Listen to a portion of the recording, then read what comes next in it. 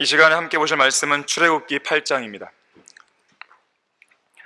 출애굽기 8장 16절에서 19절까지 말씀을 보도록 하겠습니다. 이집트에 10가지 재앙이 내렸는데요, 그 중에 세 번째 재앙을 다루고 있는 본문입니다. 출애굽기 8장 16절에서 19절까지를 보겠습니다.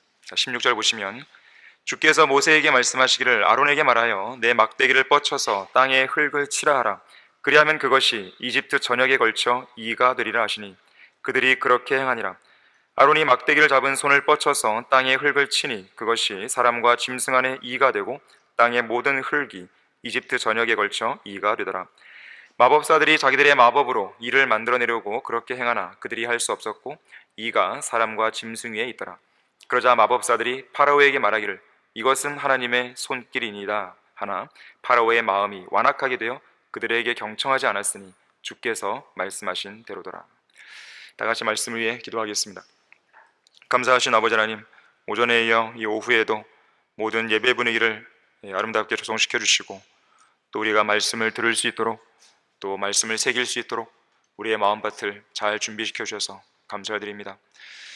오전에서도 주님께서 역사하셨듯이 이 오후 설교를 통해서도 주님께서 역사해 주십시오. 저희들은 주님의 도우심이 간절히 필요합니다. 저희들은 무지하고 어리석은 자들입니다. 때로는 마음이 완고하고 주님을 대적할 때도 있습니다. 그러나 이 시간 예수 그리스도의 보혈로 그 모든 죄들을 가리우시고 하나님의 말씀으로 저희들의 마음을 충만히 채워주셔서 우리가 변화된 마음으로 주님을 다시 올바르게 섬길 수 있도록 역사해 주십시오. 마귀의 모든 공격으로부터 보호해 주시고 우리가 설교를 듣는데 어떠한 방해도 하지 못하도록 막아주십시오. 또 피곤치 않도록 붙들어 주십시오. 주 예수 그리스도 이름으로 기도했습니다. 아멘. 하나님의 손길이라는 제목으로 설교하겠습니다. 하나님의 손길. 자, 오늘 본문은 아까 말씀드렸듯이 10가지 재앙 중에서 세 번째 재앙, 이의 재앙을 다루고 있는 본문입니다. 이가 어떤 짐승인지 모르시는 분은 없을 것입니다. 몸 길이가 1mm에서 4mm 정도 되고요, 몸 색깔은 전체가 연한 회색, 배의 모양은 긴 타원형으로 생겼고요, 눈이 있는데 사물을 제대로 볼 수 있는 눈이 아니라 밝고 어두운 정도만 구분할 수 있는 혼눈이라고 하죠. 혼눈. 이 혼눈이 머리 양쪽에 한 개씩 달려 있습니다. 날개는 없고요, 5마디의 더듬이를 갖고 있는 아주 조그마한 동물입니다. 서식지는 가리지 않아요. 전 세계에 분포하고 있고요, 주로 사람의 몸에 기생하면서 피를 빨아먹고 사는 것입니다. 모세와 아론이 하나님의 명령에 따라 손에 든 막대기로 땅의 흙을 쳤죠. 그러자 땅의 모든 흙이 이집트 전역에 이가 되었습니다. 흙으로 만들어진 이 이는 이집트에 거주하는 모든 사람과 짐승의 몸에서 피를 빨아먹으며 그들을 괴롭혔던 것이에요. 지금까지 모세와 아론을 흉내내면서 파라오의 마음을 더욱 완악하게 만들었던 이집트의 마법사들, 이들은 이번 세 번째 재앙만큼은 어떻게 흉내를 못 냈어요. 앞선 상황에서는 그들의 마법을 통해 막대기를 가지고 뱀으로 만들었죠. 물을 피로 만드는 일도 해냈죠. 이집트 땅에다가 개구리들을 불러들이는 데도 성공했죠. 하지만 흙으로 이를 만들어내는 이 창조만큼은 할 수 없었습니다. 이미 창조된 것들로 다른 것들로 변형시키거나 이미 존재하는 것들을 어딘가로 이동시키고 불러들이는 일, 이런 것들은 할 수 있었지만 이 원래의 창조, 흙으로 사람과 짐승을 만드는 이 원래의 창조는 할 수 없었던 것이에요. 왜 그런 것입니까? 이러한 창조 행위는 우주 만물을 만드신 창조주 하나님만 하실 수 있는 역사이기 때문에 그렇습니다. 결국 마법사들은 자기들의 무능함을 인정하게 됩니다. 그래서 19절에 이렇게 말하죠. 이것은 하나님의 손길이니다. 우리도 할 수 없다 이거예요.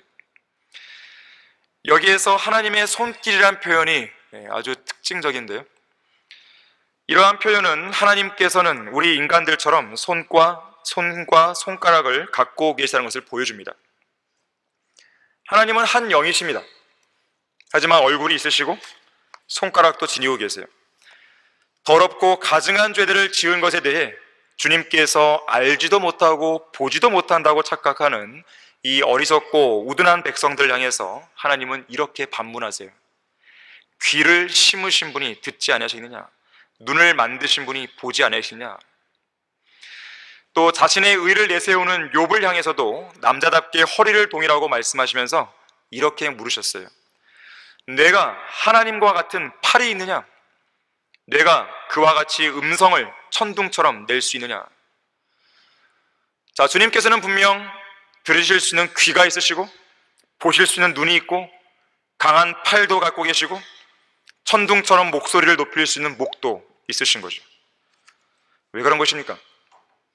하나님께서는 육신으로 나타나셨는데 바로 그분이 예수 그리스도시죠. 주님께서 친히 사람들의 모습을 취하시고 사람과 같은 모양으로 나타나셨기 때문에 그렇습니다. 인간은 하나님의 형상대로 창조됐잖아요. 인간의 이러한 겉모양은 하나님의 모습을 닮아 있습니다. 특히 성경은 그 하나님의 형상을 무엇이라고 정의합니까? 누구라고 정의합니까? 예수 그리스도세요. 그래서 성육신하신 하나님께서는 물리적인 손과 손가락, 팔과 다리, 발과 발가락, 얼굴, 눈, 코, 귀, 입, 그리고 몸속을 흐르는 영원한 생명의 피인 하나님의 피가 있고 또 그 피는 우심방, 우심실, 좌심방, 좌심실을 통과해 가면서 쉴 새 없이 드나드는 심장, 곧 가슴속에 위치한 심장도 갖고 계셨던 것이에요. 요한일서 1장 1절에서는 사도 요한이 직접 그것을 체험했죠.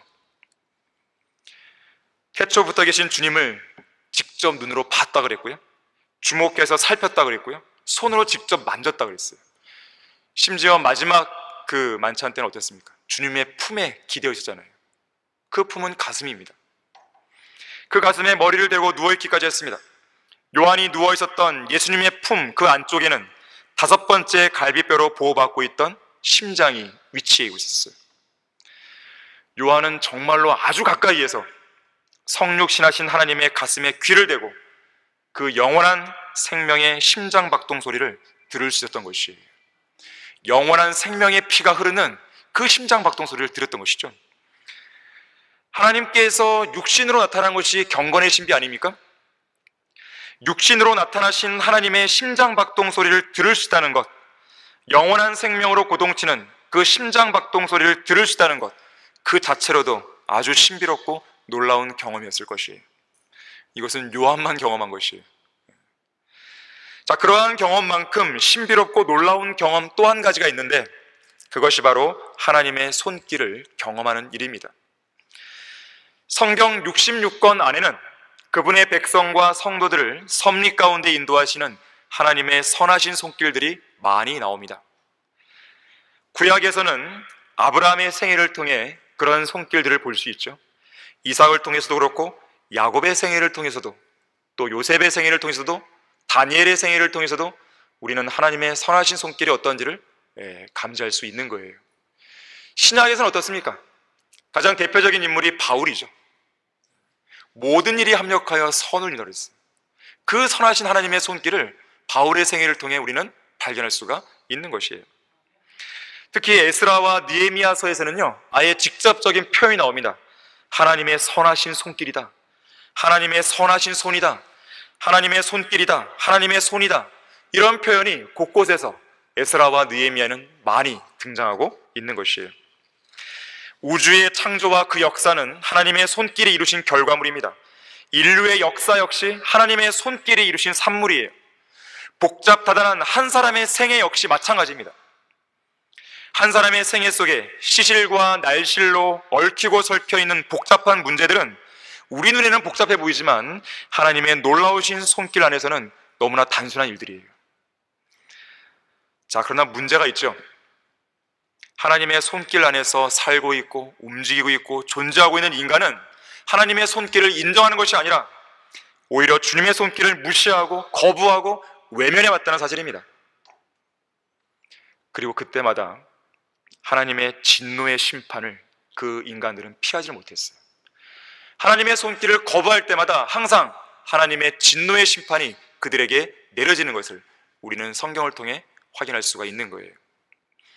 자, 하나님의 손길을 무시하면 진노가 되어 돌아옵니다. 자, 첫 번째로 창조주 하나님의 손길을 무시하면 그러한 심판을 피할 수가 없는 거예요. 창조주 하나님의 손길을 거부하면 안 됩니다. 그걸 인정해야 되는 것이에요. 믿어야 되는 것이에요. 성경은 뭐라고 말씀합니까? 우주 모든 만물은 창조주 하나님의 손으로 지어진 작품이라고 그랬어요. 우리 다 같이 시편 8편을 찾아보겠습니다. 하나님의 손으로 지어진 작품이에요. 그냥 하나님께서 창조한 작품이다 이렇게 안 하고 하나님의 손으로 지어졌다 그랬어요. 자, 시편 8편 6절에서 9절 말씀을 보시게 되면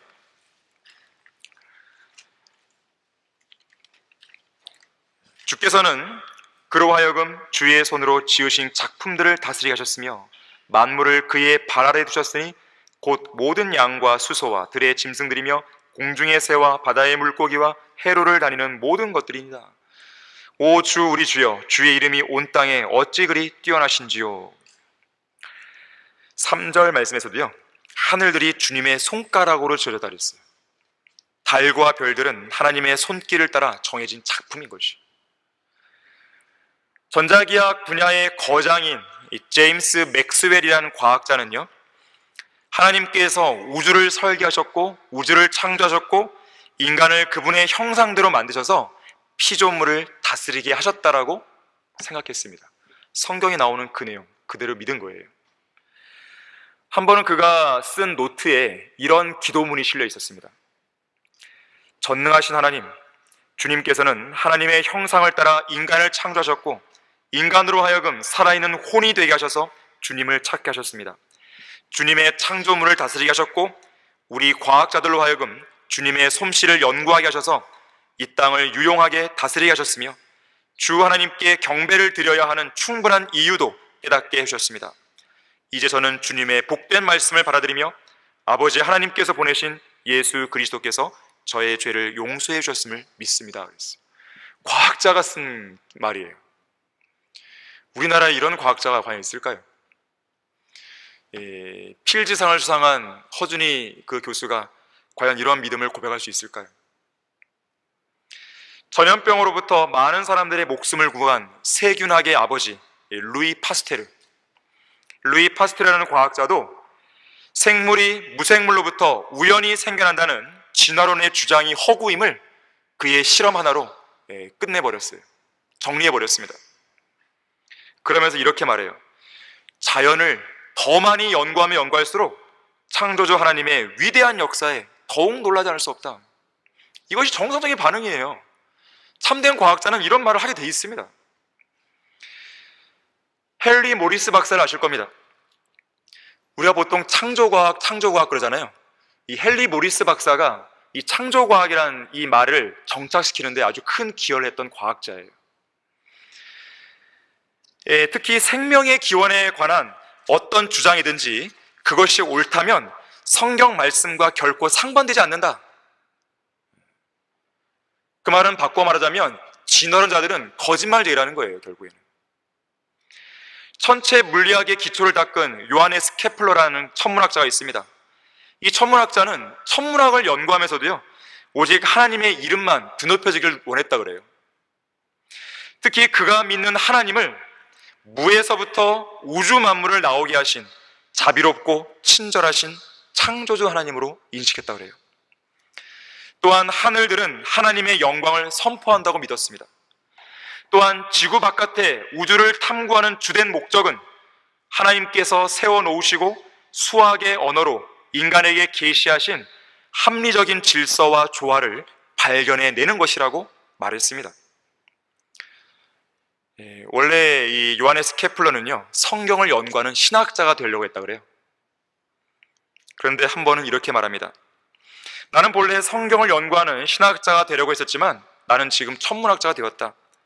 그리고 하나님의 특별한 뜻 안에서 하늘들이 하나님의 영광을 선포하는 것을 볼 때 내가 연구하는 천문학을 통해서도 하나님께 영광을 돌릴 수 있다는 것을 알게 되었다 그랬어요.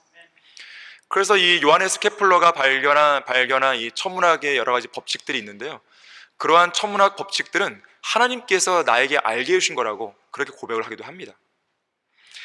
현대 지질학의 창시자 니콜라우스 스테노라는 과학자는요, 이렇게 말했어요. 자연의 경이로움을 탐구할 마음이 없는 사람은 하나님의 위대하심을 가볍게 여기는 죄를 범하는 것이라고 그랬어요.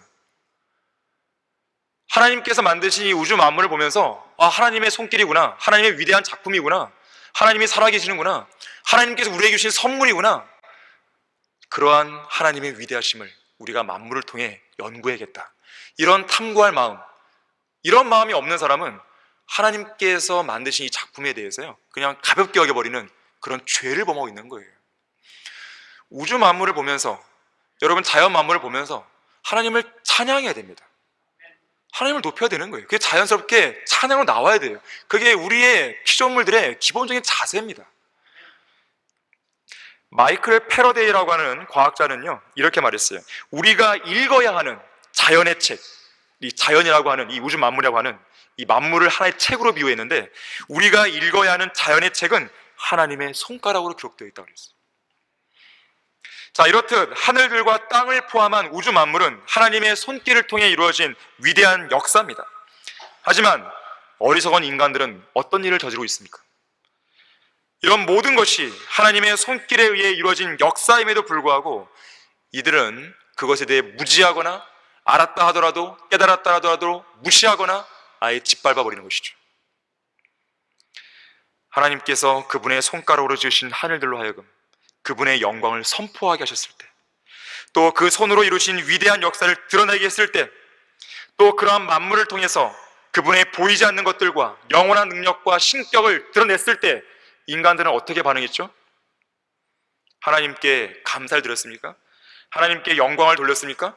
위대하신 하나님의 이름을 드높였습니까? 그렇지 않죠. 오히려 그들은 하나님의 영광을 썩어질 사람의 형상과 짐승의 형상으로 바꿔버렸죠. 하나님의 진리를 거짓말로 바꿨죠. 진화론이라는 이름으로 피조물들을 창조주보다 더 경배했죠.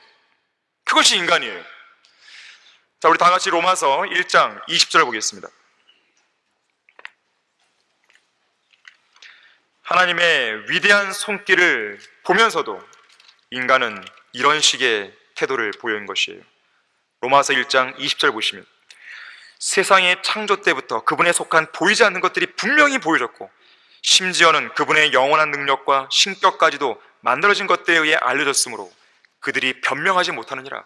이는 하나님을 알되 하나님께 합당한 영광을 돌리지 아니하고 감사치도 아니하며 도리어 그들의 상상들이 허망하여지고 그들의 어리석은 마음이 어두워졌기 때문이니, 그들은 스스로 현명하다고 말하나 우둔하게 되었고 썩지 아니하는 하나님의 영광을 썩어질 사람의 형상과 새들과 네 발 달린 짐승들과 기어다니는 것들과 같은 형상으로 바꾸었도다.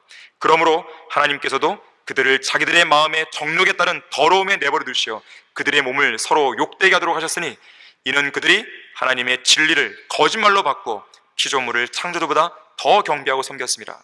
하나님은 영원토록 찬양받으실 분이로다. 아멘. 그랬어요. 자, 원숭이를 자기들의 조상으로 믿는 진화론 자들이 지금 무슨 일을 저지르고 있는지 아십니까?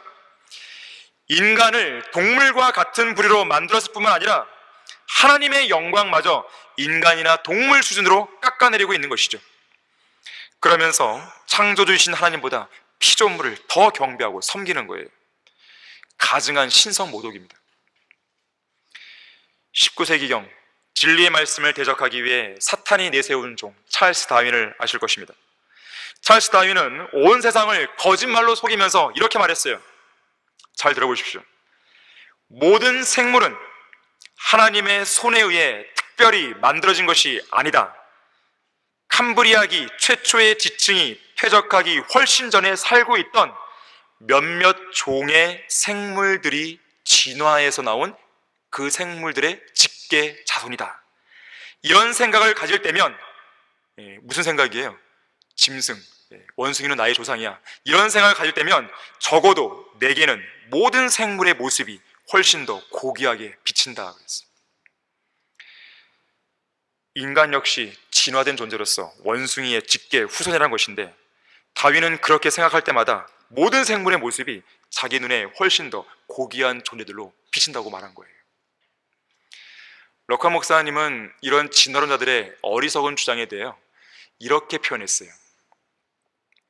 나는 원래 올챙이였는데 꼬리가 줄어들면서 개구리가 되었고, 그 다음은 벵골 보리수 나무에서 뛰놀던 원숭이가 되었다가 지금은 생물학을 전공하는 박사가 되었노라. 올챙이에서 개구리로, 개구리에서 원숭이로, 원숭이에서 사람, 특히 박사 학위를 이수한 사람 등으로 이 모든 진화 과정은 우연히 진행된 것이니 이 모든 영광을 그 누구에게도 돌릴 수 없노라. 참으로 어리석은 자들이에요, 진원자들은. 자, 성경에서는 인간이 하나님의 형상대로 창조됐다고 분명히 말씀하고 있지만 진화론 자들은 이런 진리를 무시한 채 짐승의 형상대로 진화되었다고 억지 주장을 펴는 것이죠. 그래서 성경이 뭐라고 그럽니까? 사람이 존귀에 처해 있어도 깨닫지 못하면 멸망하는 짐승을 갖다 그랬어요. 진화론 자들을 그대로 표현한 것이죠.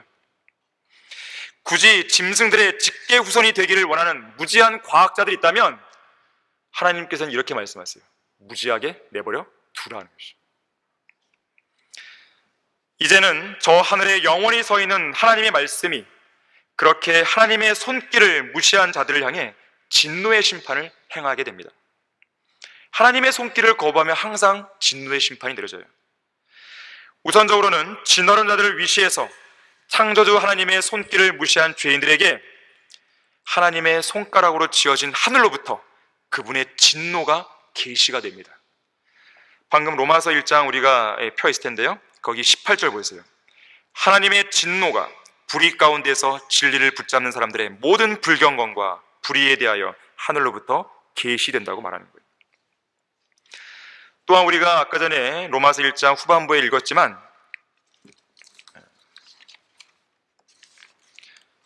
24절, 25절 그 부분에서 읽었지만요, 주님께서는 자기들의 지식 가운데 하나님의 형상 대신 짐승의 형상을 모심으로써 주님을 거역한 자들의 마음을 버림받은 상태로 내버려 두시는 진노를 행하시는 거예요. 그리고 온당치 않은 일을 하게 하셨고 결국은 죄의 삭슨 사망이라는 말씀대로 그런 자들을 죽이겠다는 사망의 심판을 선고하십니다. 그래서 로마서 1장 32절에서는 이렇게 말씀하는 거예요. 그들은 이 같은 일을 행하는 자들이 마땅히 죽음에 처해져야 한다는 하나님의 심판을 알면서도 이 같은 일을 행할 뿐만 아니라 이런 일을 행하는 자들을 좋게 여긴다고 그랬어요.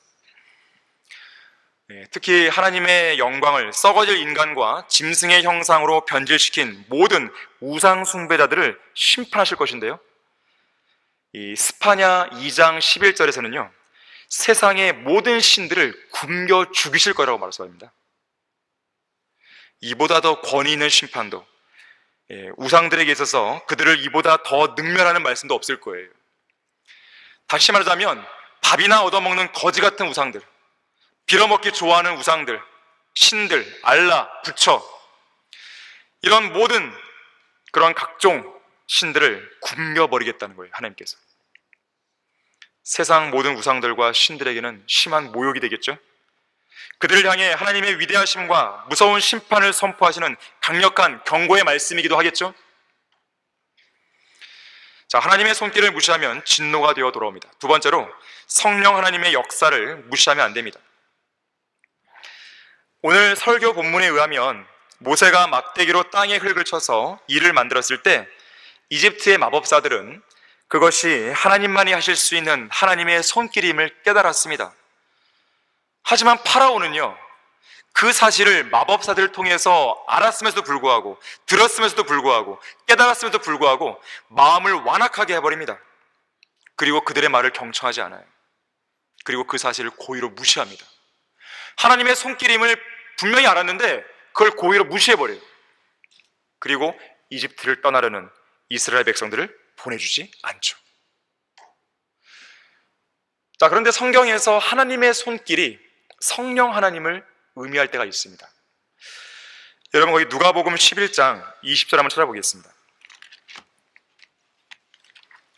성경에서 하나님의 손길을 정의할 때 성령 하나님으로 정의합니다. 자, 누가복음 11장 20절 보시게 되면,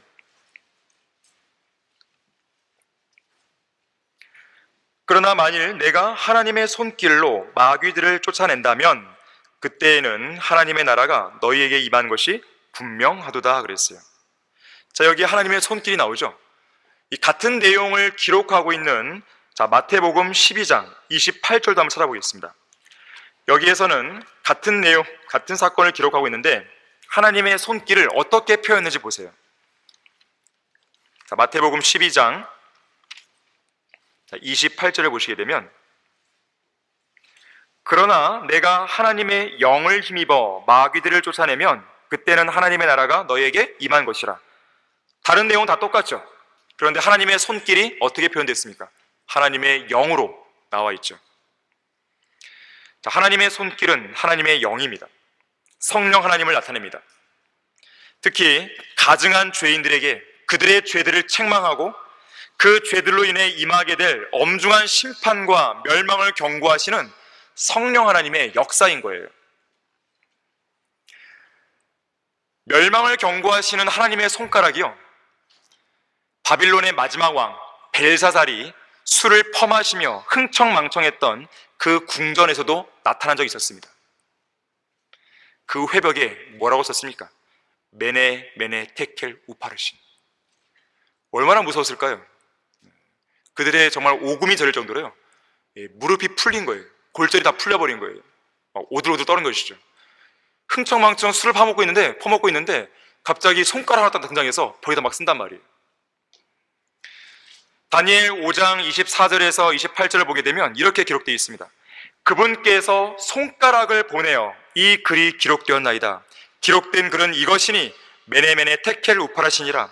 그것의 해석은 이러하니, 메네는 하나님께서 왕의 왕국을 헤아려서 그것을 끝내셨다 함이요, 테켈은 왕을 저울에 달았더니 부족함이 나타났다 함이요, 페레스는 왕의 왕국이 나뉘어서 메대인들과 페르시아인들에게 주어진다 하메니다 하더라 그랬어요. 메네메네 테켈 우파라신, 이 문구는 바로 바빌론에 대한 경고의 문구예요. 바빌론이 멸망할 거라는 문구인 것입니다. 벨사살은요, 그 엄중한 경고의 문구 앞에서 회개하지 않았습니다. 성경 어디에도 회개했던 내용 없어요. 선지자 요나가 니느웨 성읍을 다니면서 이 니느웨가 멸망할 것이다 라고 했을 때 니느웨 사람들이 어떻게 했습니까? 왕부터 시작해서 짐승들까지 다 회개했어요. 하지만 벨사살은 이 엄중한 경고를 눈으로 봤음에도 불구하고, 또 그 뜻이 무엇인지도 귀로 들었고 깨달았음에도 불구하고 그는 회개하지 않았습니다. 이것이 인간입니다. 성령 하나님의 역사, 그 죄인들에게 너가 죄인이야 마음을 찌르고 또 찌르고 또 찔러도 요지부동인 것이에요. 무시해버리는 것입니다. 결국 심판과 멸망을 경고하시는 하나님의 손길을 거부한 이집트의 파라오와 바빌론의 벨사살에게 돌이킬 수 없는 엄중한 심판이 내려졌죠. 그 진노가 얼마나 극심했냐면, 이집트의 파라오의 경우에는요, 당시 이집트의 신하들이 파라오에게 이렇게 말했어요. 이렇게 호소했습니다. 얼마 동안이나 이 사람이 우리의 올무가 되리이까? 모세가 얼마 동안이나 우리의 올무가 되겠습니까?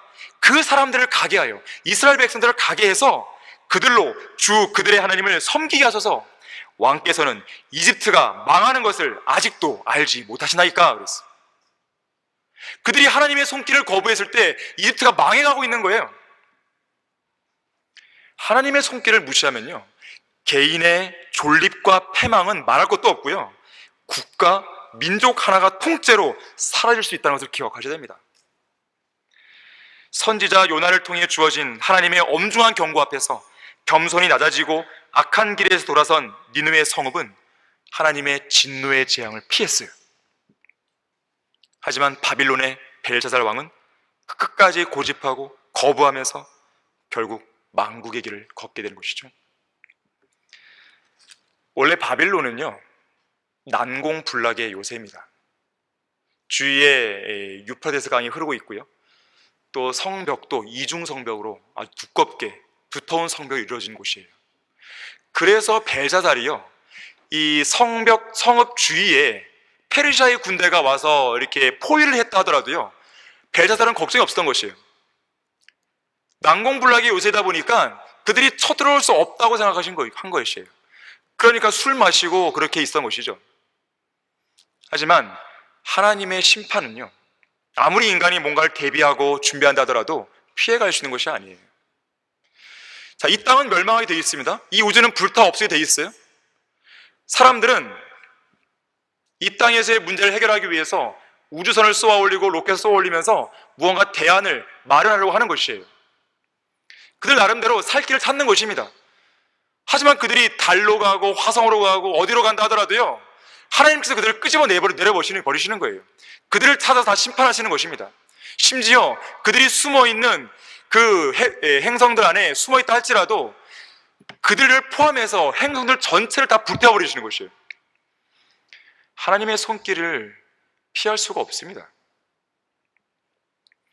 결국 바빌론은 멸망해 버리는 것이에요. 바빌론 궁전 회벽에 심판과 멸망의 메시지를 새겨 넣으신 하나님의 손가락, 성령 하나님의 역사, 이것은 오늘날 완고한 죄인들의 마음판에도 그와 유사한 메시지가 그분의 손가락에 의해서 새겨지고 있습니다. 예수님을 믿으라는 것이죠. 하지만 사람들은 그런 하나님의 경고와 심판을 두려워하지 않습니다. 지옥을 전파해도 지옥을 문자 그대로 안 믿는 거예요. 성령 하나님께서 그들의 양심을 찔러도 그들은 반응하지 않습니다. 오히려 그들은 하나님은 사랑이시다라는 말만 운운하면서 하나님은 두려워할 대상이 아니야, 그런 건 없어, 사랑만 있을 뿐이지 두려움은 잘못된 것이야, 이런 식의 이야기로 그들 스스로 무마해버리는 것이에요. 하나님을 두려워하는 것은 잘못된 마음과 건강하지 못한 정신에서 비롯된 것이야. 두려움은 사랑의 하나님을 대하는 올바른 태도가 아니야. 그런 것은 하나님을 대하는 데 있어서 제거되어야 될 감정이야 라고까지 말하는 것이에요. 그들에게 하나님을 두려워해야 된다고 가르치면 그것은 사람들의 정신을 망치는 것이라고, 사랑의 대상이신 하나님을 두려운 존재로 잘못 인식하게 만드는 거라고 그들은 피해갑니다. 여러분, 거기 전도서 12장 보십시오. 과연 그들의 주장이 맞는지 한번 확인해 보시길 바랍니다. 성경에서 뭐라고 말씀하는지 보시라는 것이죠. 전도서 12장 마지막 구절입니다. 13절, 14절을 보십시오. 솔로몬 왕이 전체 일의 결론을 내리고 있어요. 전체 일의 결론을 들을지니 하나님을 두려워하고 그의 계명들을 지키라. 이것이 사람의 모든 의문이, 이는 하나님께서 선이든 악이든 모든 행위와 모든 은밀한 것들을 심판하실 것임이라 그랬어요. 오늘날의 모든 문제들이 무엇입니까? 하나님을 두려워하지 않는 거예요. 배교한 교회들에게서 나타나는 문제들이 무엇입니까? 하나님을 두려워하지 않는 거예요. 바로 거기에 모든 죄의 원인이 있습니다. 바로 거기에 예수 그리스도를 그들이 믿지 않는 원인이 있는 거예요. 그들이 하나님을 제대로 두려워했다면 예수님을 안 믿겠습니까? 지옥에 대한 두려움과 무서움을 아는데 예수님을 안 믿겠습니까? 두렵다 하더라도 그들은 거기에서 마음을 무마시켜버리는 거예요. 에이, 그래도 설마 자비로우신 하나님께서, 사랑의 하나님께서 인간을 지옥에 영원토록 가둬두겠어? 그건 아니야. 그럴 하나님은 없어. 그건 그들의 착각이죠. 그들은 모든 죄와 악을 직접 눈으로 보면서도 하나님을 두려워하지 않기 때문에 그것을 제거하려 하지 않습니다. 그럴 마음도 없어요. 양심이 무뎌졌고 심지어 화인까지 맞은 것이에요. 이 나라는 간음으로 점철되어 있어요. 음행으로 점철되어 있습니다. 폭력, 살인, 유괴, 거짓말, 바보상자인 TV, 도색 잡지, 포르노 영화, 청소년 범죄, 부모의 권위에 대항하는 일, 학교 선생님들의 권위에 대적하는 일, 술, 담배, 마약, 온갖 비리로 가득 차 있어요. 그 죄의 정도는 인간의 상상을 초월할 정도로 더 극악해져 가고 있습니다. 죄와 악은 끝없이 늘어날 것이에요. 이유는 한 가지예요. 하나님을 두려워하지 않는 것입니다. 하나님을 두려워하기를 포기한 거예요. 하나님께서 분노 안 하시겠습니까? 하나님께서는 분노하고 계세요. 심판하고 계시고 진노하고 계시는 거예요. 죄인들을 향해서, 죄 많은 이 세상을 향해서 분노하시고 진노하시는 것입니다. 심판과 멸망을 경고하시는 하나님의 손길을 두려워하지 않고 죄인들의 완고한 문을 계속해서 두드리고 계시는 성령 하나님의 역사를 무시하는 그 가증한 죄인들을 향해서, 악한 현 세상을 향해서 하나님은 분노를 표출하고 계시는 것입니다. 저는 여러 번 말씀드렸지만 코로나19 이 팬데믹은요, 하나님의 분노의 표출이라고 생각하는 거예요. 근데 차라리 그것이 나아요. 왜냐하면 하나님께서 계속 자비를 베풀잖아요. 사람은 깨닫지 않아요. 이렇게 정말 대재앙이 있을 때 그나마 그동안 깨닫지 못했던 사람들이 양심의 일격을 받고 그래도 구원 받으러 사람이 나온다는 것이죠. 우리는 그것을 말해야 됩니다. 여러분이 거리에 설교할 때에 그 이야기를 하셔야 돼요. 하나님은 여러분을 향해 분노하고 계신다고. 더럽고 가증한 추악한 죄를 짓는 여러분들 향해서 진노하고 계신다고. 하나님을 두려워야 된다고. 두려워하지 않는 여러분을 향해서 하나님은 반드시 심판하신다고. 그 이야기를 하셔야 돼요. 그러면서 여러분들은 복음의 메시지를 전해야 됩니다. 그것이 우리가 해야 될 몫이에요. 이 땅에 하나님을 두려워하지 않는 수많은 죄인들이 가득 차 있는 한 하나님의 그 재앙은, 하나님이 내리시는 재앙은 끝나지 않는 거예요. 이 온 우주를 불태워 버리실 때까지 지속되는 것입니다. 하나님의 손길을 무시하면 진노가 되어 돌아옵니다. 자, 세 번째로 하나님의 말씀을 통해 역사하시는 하나님의 손길을 무시하면 안 돼요. 하나님의 말씀을 통해 역사하시는 하나님의 손길이 있습니다.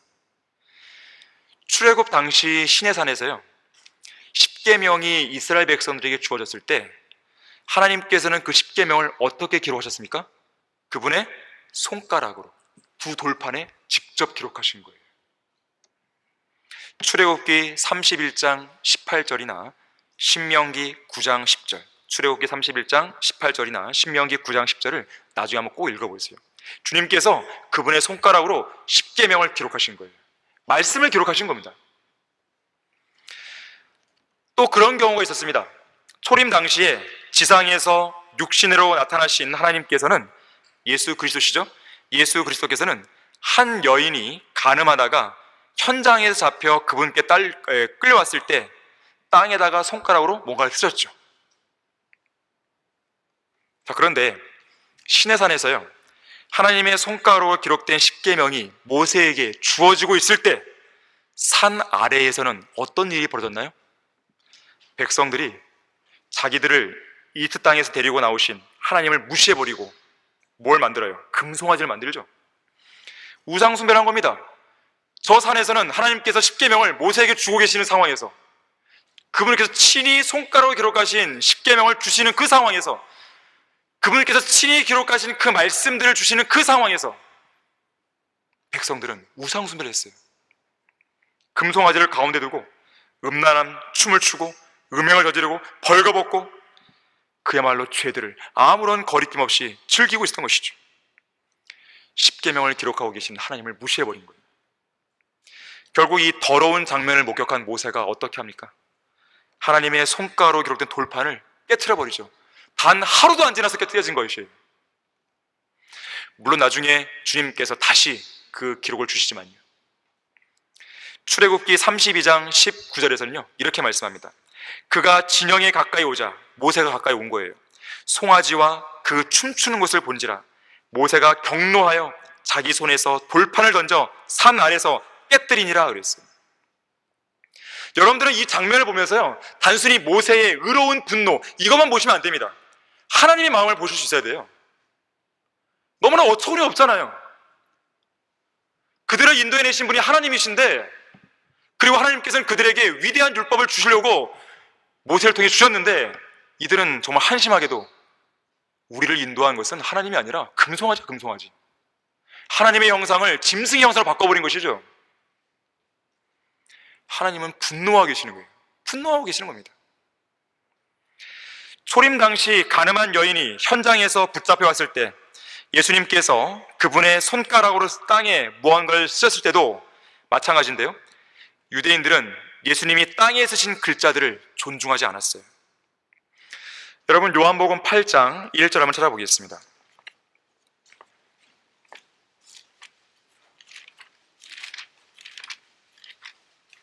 자, 요한복음 8장 1절 보시면, 예수께서는 올리브산으로 가시니라. 이른 아침에 다시 성전으로 나오시니 모든 사람들이 주께로 오더라. 주께서 앉으셔서 그들을 가르치시더라. 그때 서기관들과 바리새인들이 가늠하다 잡힌 한 여인을 주께 데리고 와서 그 여인을 한가운데 세우고. 간음을 혼자 하나요? 여자만 데리고 왔습니다. 남자는 안 데리고 온 거예요. 무언가 목적이 있는 거예요, 이들은요. 계속 보시면 주께 말씀드리기를 선생님 이 여인이 간음하다가 현장에서 잡혔나이다. 남자는 붙잡아서 안고는 안 온 거예요. 모세는 율법에서 그런 여자를 돌로 치라고 명령하였는데 선생님은 어떻게 말씀하시겠나이까라고 하니 그들이 이렇게 말하는 것은 주를 시험하여 그를 고소할 구실을 얻고자 함이라. 그러나 예수께서 못 들은 채 하시고 몸을 굽혀 손가락으로 땅에다 쓰시더라. 당시 예수님께서 그분의 손가락으로 땅바닥에다가 무엇을 쓰셨는지 우리는 알 수 없어요. 추측컨대 아마도 레위기 20장 10절의 말씀을 쓰셨을 걸로 보여집니다. 그 구절에는 이렇게 쓰여 있어요. 다른 사람의 아내와 간음하는 자, 즉 자기 이웃의 아내와 간음하는 자는 그 간음한 자와 그 간음한 여자를 반드시 죽일지니라. 이 구절이라면 거기에 모여서 예수님을 시험하여 고소할 구실을 찾던 자들을 흩어버리기에 충분할 만큼 아주 강력한 내용이었을 것입니다. 왜냐하면 예수님께서 7절에서 이렇게 말씀하시는 것이죠. 그래도 그들이 계속해서 물으니 일어서시어 그들에게 말씀하시기를 너희 중에 죄 없는 자가 먼저 그 여인에게 돌을 던지라고 하시더라. 그리고 다시 몸을 굽히시어 땅에다 쓰시니 그 말을 들은 자들은 양심의 가책을 받아 가장 늙은 자로부터 시작하여 맨 나중 사람까지 하나씩 자리를 뜨더라. 그리하여 예수께서 혼자 남으시니 그 여인이 한가운데 서 있더라. 예수님께서 너희 중에 죄 없는 자가 먼저 그 여인에게 돌을 던지라고 하셨을 때 그 말을 들은 자들이 양심의 가책을 받았습니다. 그리고 늙은 사람들 시작해서 맨 나중 사람까지 자리를 뜨기 시작했어요. 그리고 아무도 안 남게 되죠. 자, 만약에 주님께서 땅에다 쓰신 것이 아까 말씀드렸듯이 레위기 20장 10절의 말씀이었다면 그 글씨를 거기에 모인 사람 다 봤겠죠. 그리고 그들의 마음에 찔림을 받았을 거예요. 왜냐하면 그들은 분명 그 말씀을 눈으로 보면서 이런 생각을 했을 것이에요. 모세의 율법대로 처리하려면 어째서 왜 이 여자만 데려왔냐 이거예요. 아까 뭐라 그랬어요? 그 간음한 자와 간음한 여자를 반드시 죽일 지나고 그랬어요. 이 여자와 간음한 남자도 데려와야 하지 않겠느냐? 이 말씀으로 그들은 받아들였을 것입니다. 다시 말하면 이런 거예요. 너희가 여기 데리고 온 이 여자만 간음한 것이 아니지 않느냐? 율법대로 하려면 이 여자와 간음한 상대편 남자도 데려와야 할 거 아니냐? 그리고 어디 이것만 간음인 줄 아니냐? 하나님보다 더 사랑하는 다른 것들이 있다면 그건 역시 우상 숭배요 영적인 간음이지 않겠느냐? 이런 일련의 메시지가 바로 땅에다 쓴 그 글씨를 통해서 그들의 양심을 찔른 것이에요. 결국 이들은 그들이 돌로 치지 못하는 거죠. 똑같은 죄인들이기 때문에. 실로 위대한 설교였던 것이죠. 그 땅바닥에 쓴 그 글씨 하나가, 그 구절 하나가 강력한 메시지를 그들에게 전달했던 것입니다. 자, 어쨌든 당시 땅에 기록된, 초림 당시에 이 땅에 기록된 그 문구, 그 구절은 하나님이시며 영원한 생명이신 예수님께서 직접 그분의 손가락으로 이 땅의 흙에 남기신 유일한 기록이었던 것이죠. 하지만 사람들은 그 기록을 발로 짓밟아 버렸습니다. 지금 그 기록 남아있나요? 안 남아있습니다. 온데간데 없죠. 하나님께서 친히 기록하신 말씀을 거부한 것이에요. 짓밟아 버린 것입니다. 그들 나름대로 없애버린 것이죠. 자, 그런데 이것은 하나님의 영감으로 주어진 성경에 대해 지난 6,000년 동안 어리석은 죄인들이 항상 해왔던 일입니다. 앞에서 하나님의 손길이 성령 하나님을 가리킨다고 말씀드렸는데 성경은 어떤 책입니까? 성령 하나님께서 기록하신 성경 아니겠습니까? 자, 인간들이 그러한 성경에 대해서 고의로 무시하고 짓밟아 온 것이에요. 인류의 역사가 시작된 지 얼마 되지도 않아서 최초의 여자는 하나님의 말씀을 의심하고 변개시켰죠. 그 이후로 인간은 계속해서 말씀을 바꾸고 변질시키고 경청하지 않고 계속 무시해 온 것입니다. 그뿐만이 아닙니다. 하나님의 말씀을 읽거나 공부하지 않는 것은 말할 필요도 없고 알면서도 실행하지 않는 일들이 부지기수로 일어나는 것이에요. 하나님의 말씀을 대면하면서도 겸손한 자세와 두렵고 떨리는 마음으로 다가서기는커녕 오직 자기들의 발 아래 무참히 짓밟기만 하는 것이에요. 한번 생각해 보십시오. 여러분들이 매주마다 듣는 설교를 통해서 무언가 여러분은 헌신하고 있습니다. 무언가 하겠다고 무언가 결심합니다. 과연 그러한 결심들이 100%다 이루어지고 있습니까?